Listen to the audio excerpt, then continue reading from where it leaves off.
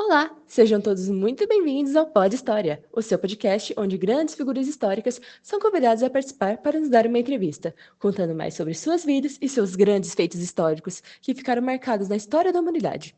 Eu sou sua apresentadora Ana Júlia e eu lhes peço que se acomodem bem nas suas cadeiras, pois hoje nós teremos uma ilustre figura no programa. Um homem grande de grandes polêmicas, que uns amam, outros nem tanto, mas todos nós devemos o respeito a ele pois ele é Henrique VIII da Inglaterra. Deve ser um prazer da parte de vocês receber-me aqui, neste belo dia. Afinal, sou muito influente e importante para a minha querida Inglaterra. Claro, bem, Vossa Majestade, por que não nos conta um pouco mais sobre você e sua história?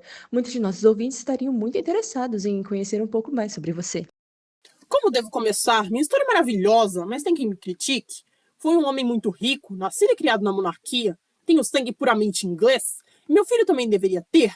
Tive um irmão que era primogênito, chamado Arthur, mas ele morreu com uns 15 anos. Casei com a mulher dele, com quase 18, ela tinha uns 23. Casei principalmente por alianças políticas para fortalecer meu reino. Tive somente algumas esposas, quase não conseguiam gerar um herdeiro.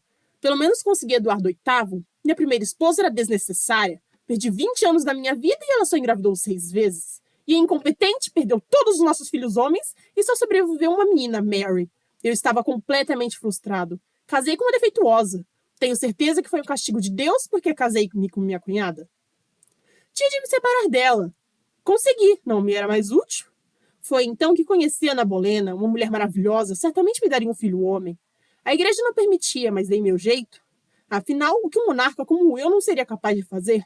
Exilei Catarina da Inglaterra, uma incompetente, junto com a praga de sua filha. Não me mereciam, depois de tanto esforço. Me casei com mais umas 6 mulheres, fiz uma reforma. Grandes atos. Uma história bem interessante, Minha Majestade. Mas em relação a um dos seus principais feitos, a criação do anglicanismo, durante um período que ficou conhecido como Reforma Protestante, você é um dos únicos, se não o único, a fundar uma igreja sem ao menos ser um membro do corpo da igreja. Poderia nos contar como foi o processo de criação dessa sua nova igreja e os motivos pelo qual você a fundou-a? Bom, minha igreja foi essencial para a minha vida, pois foi com ela que consegui alcançar meu principal objetivo, separar-me de minha mulher. A criação da igreja anglicana foi uma necessidade política e pessoal de minha autoria. Eu era um rei, o legítimo soberano da Inglaterra, e ainda assim o Papa ousava desafiar minha autoridade. Negou meu pedido de separação com Catarina de Aragão.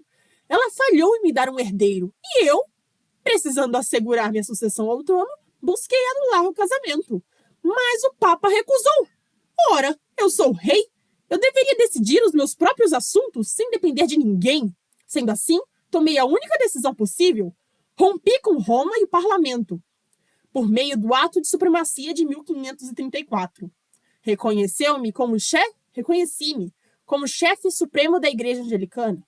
Assim, a autoridade sobre as leis divinas e terrenas voltou para onde sempre deveria estar, nas mãos do rei. Agora, minha amada Inglaterra tinha sua própria igreja, livre de papas. Fortaleci-me ainda mais com o poder da coroa. Alguns me chamam de tirano por isso, mas digo, fiz o que era necessário pelo meu reino. Espera aí, você está me dizendo que criou uma nova igreja só para poder se separar de Catarina de Aragão?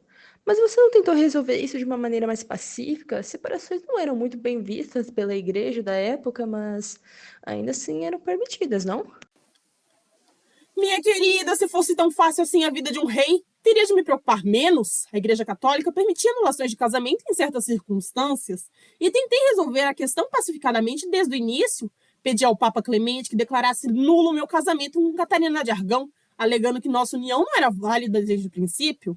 Afinal, ela havia sido esposa de meu irmão, Arthur, e a Bíblia diz claramente que um homem não deve desposar a viúva de seu irmão, e ainda por cima estava com defeito. Era um argumento válido, pelo meu ver. E ainda assim, fui ignorado. Ainda desconfio que o Papa estava sob forte influência do pai de Catarina, que era muito influente, e não queria desagradar o imperador. Assim, recusou minha anulação. Ora, eu era rei da Inglaterra, não deveria depender da vontade de outro monarca para decidir sobre minha própria vida. Tentei novamente, mostrei meu filho com outra mulher para provar meu ponto de que ela quem havia problema. Estressei-me e decidi criar minha igreja. Um homem influente como eu não deveria receber ordens de ninguém. Mas, após você fundar a sua nova igreja, quem seria a figura de representante religioso? Na católica, nós conhecemos ele como Papa. Na sua igreja, quem seria?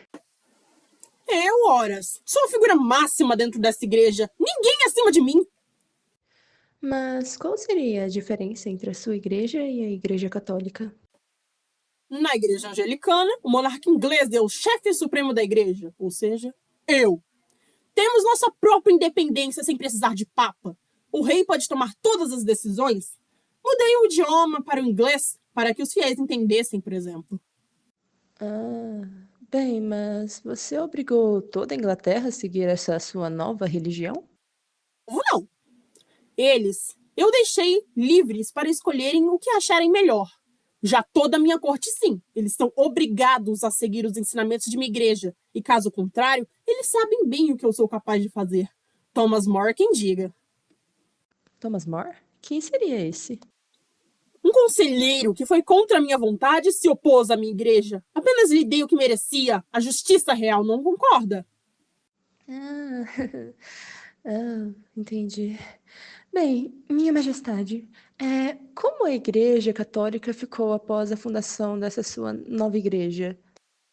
Papa, furioso com minha decisão, me excomungou em 1538.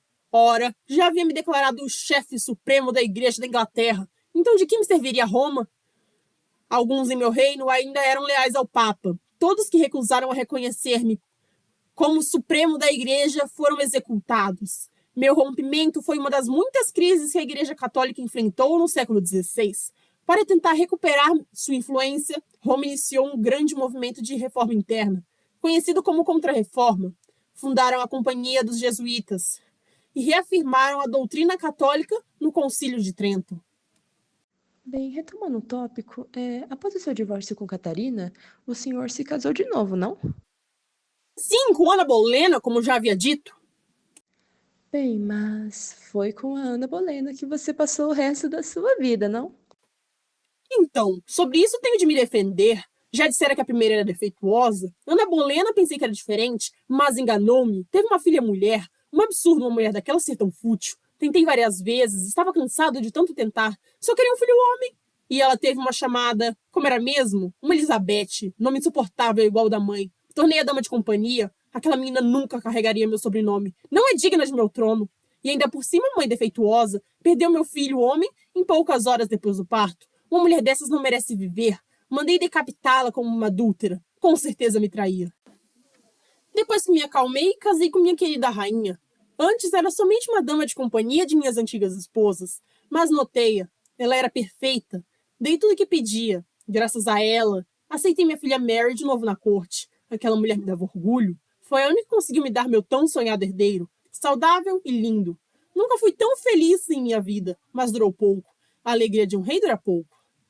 Logo, ela faleceu pós-parto. Dei a ela um funeral digno. E meu filho saudável perdeu a mãe com apenas 13 dias de vida. Depois, casei-me novamente com Ana de Cleves. Após uns 2 anos, uma alemã, fiz o que qualquer homem que casaria por distância faria. Pedi um retrato da aparência dela. Pensei que ela era maravilhosa, como me disseram. Porém, quando a vi, dei-me conta que mentiram. Ela era horrível. Mas queria fazer, mas depois não aguentei e pedi separação. Ela queria ser virgem. O homem que me indicou o casamento, aquele salafraio, mandei matá-lo. Depois casei com Catarina, ela tinha uns 17, que mulher. Eu tinha meus 41 anos, estava equilibrado. Ela me traiu, mandei matá-la e seu amante também. Bom, não queriam ficar juntos? Pois agora estão. Por último, Catarina Parr. Eu estava um pouco acima do peso, pelo menos ela me cuidava. Eu cuidava de meus filhos. Quase executei por discordância uma vez. Bem, Minha Majestade, acho que já está muito bem até aqui a nossa conversa. Foi um prazer em recebê-lo aqui e foi um prazer em ter todos os ouvintes conosco em mais um Pod História. Meus queridos ouvintes, fiquem até a próxima, se ela houver. Beijinhos!